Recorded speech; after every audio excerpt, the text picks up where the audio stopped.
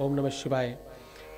घर में दुख आने से पहले यह संकेत देता है, दुख घर में तुम्हारे तकलीफ आने के पहले, संकट आने के पहले, मुसीबतें आने के पहले, जब तुम्हारे घर विपदाएं और आपदाएं आने वाली होती हैं, उसके पहले ये संकेत आने शुरू हो जाते हैं। शिव भक्तों, ये बात बहुत ध्यान से सुनना। शिव महापुराण कहती है कि तुम्हारे घर में जब भी कोई संकट आने वाला होगा, जब भी कोई मुसीबत आने वाली होगी, जब भी तुम्हारे ऊपर आपदा आने वाली है और ये विपदा अगर बहुत बड़ी है, तो ये संकेत पहले से आने शुरू हो जाएंगे। ये संकेत पहले से तुम्हें मिलने लगेंगे।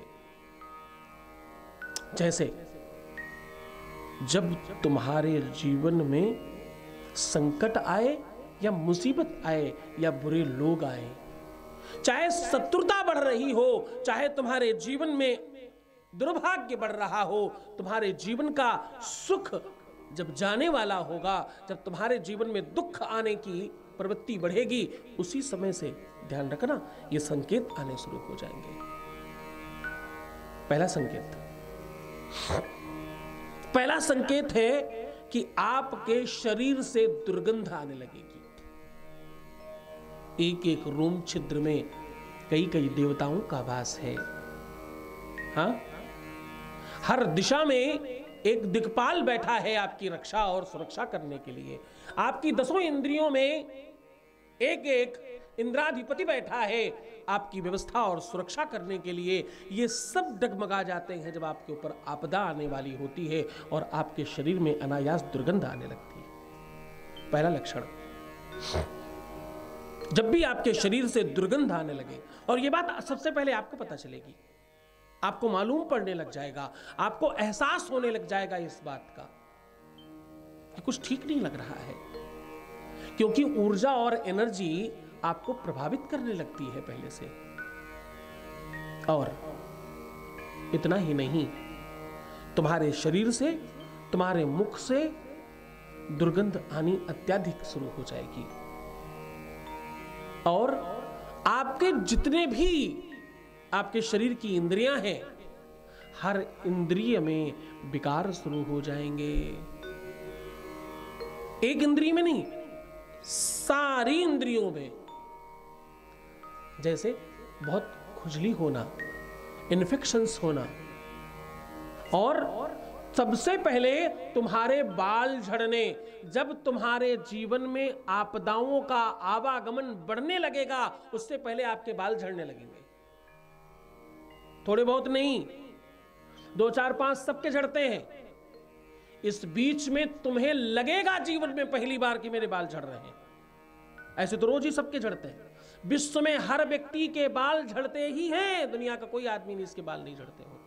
लेकिन विश्वास मानना, जब तुम पर आपदा आएगी तो सच में तुम्हें लगेगा, उस दिन तुम्हें पता चलेगा कि बाल झड़ना किसे कहते हैं। उस दिन तुम्हें एहसास होगा इस बात का कि बाल झड़ना किसे कहते हैं। और जब तुम पर आपदा आने वाली होगी, जब तुम पर विपदा आने वाली होगी, जब तुम पर संकट आने वाला होगा, जब तुम्हारे जीवन में दुख आने वाला होगा, तो कुछ चापलूस, कुछ थोड़े लोलुप लोग, कुछ लोभी और प्रलोभी लोग, कुछ तुम्हारे आसपास मक्षर प्रवृत्ति के लोग, कुछ तुम्हारे जीवन में बहुत तुम्हारी बड़ाई और प्रशंसा करने वाले लोग, चाटुकार लोग, तुम जिसे चम्मच कह सकते हो, तुम जिसे जिस भी रूप में जानना चाहते हो उस रूप में जानो, वो तुम्हारे आसपास बढ़ने लग जाएंगे।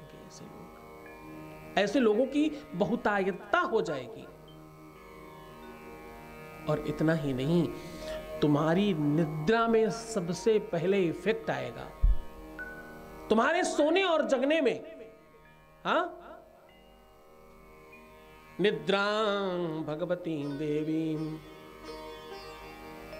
ये भगवती है, ये पराम्बा है। यहां मां सबसे पहले सचेत करती है, तो सबसे पहले तुम्हारी निद्रा पर फर्क पड़ेगा। तुम्हारा दुर्भाग्य 2 रूप में आता है। या तो तुम अत्यधिक सोने लग जाओगे, सुबह दोपहर शाम, सुबह दोपहर शाम 8 आम करो आराम। ध्रुर मतलब खर्राटे शुरू हो जाएंगे। जिनको नहीं आते हैं उनको भी दरिद्रता का सूचक ये शुरू हो जाएंगे। शारीरिक रोग है ये, कोई अच्छी चीज थोड़ी है, ये कोई सहज नहीं है ना कोई कर रहा है, ये शारीरिक व्याधि है, एक विकार है, एक रोग है, एक संकट है जिसे आप लाद कर घूम रहे हैं। और या तो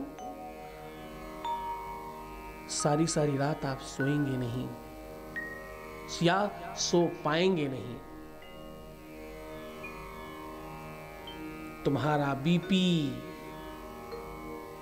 तुम्हारा ब्लड प्रेशर जिसे तुम कहते हो, तुम्हारा मानसिक बैलेंस बिगड़ जाएगा पहले ही।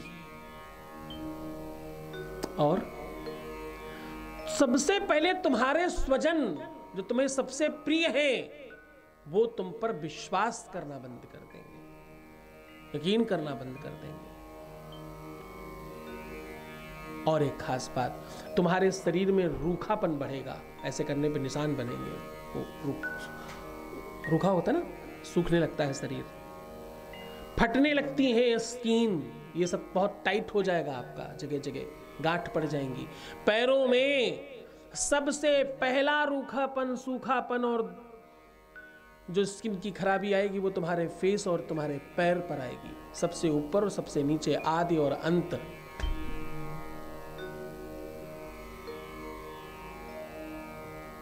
और एक बात, इस बीच में सबसे महत्वपूर्ण और सबसे खास बात, तुम्हारा मन पूजा में नहीं लगेगा, तुम्हारा मन मंदिर जाने में नहीं लगेगा, तुम्हारा काम का सत्कर्मों में जाने की इच्छा ही नहीं होगी, तुम करना भी चाहोगे तो तुमसे नहीं होगा, तुम तीर्थ में जाकर वापस आ जाओगे, तुम अच्छा कर्म करते करते रह जाओगे और शुभ कामों से तुम अलग हो जाओगे। अगर ये सारे के सारे लक्षण तुम्हारे में आ रहे हैं तो सावधान हो जाओ शिव भक्तों, बाबा शिव तुम्हें आगाह कर रहा है, तुम्हें इंडिकेट कर रहा है और तुम्हें अच्छा बनाने की कोशिश कर रहा है। ऐसा हो तो क्या करें? ऐसा हो तो तीर्थ गमन करें, तीर्थों का दर्शन करें, गंगा का दर्शन करें, गंगा स्नान करें, संतों के दर्शन करें और अपनी अनुरक्ति और अपने विकारों को समाप्त करने के लिए खुद से बहुत सारा प्रेम करें और सच्चे इंसान बनने की कोशिश करें। सबकी खूब बड़ाई करें पीठ पीछे और खूब अच्छी तरीके से रहने की कोशिश करें और चाहे एक अध्याय ही सही शिव महापुराण का पाठ करना शुरू कर दें। और क्या करें?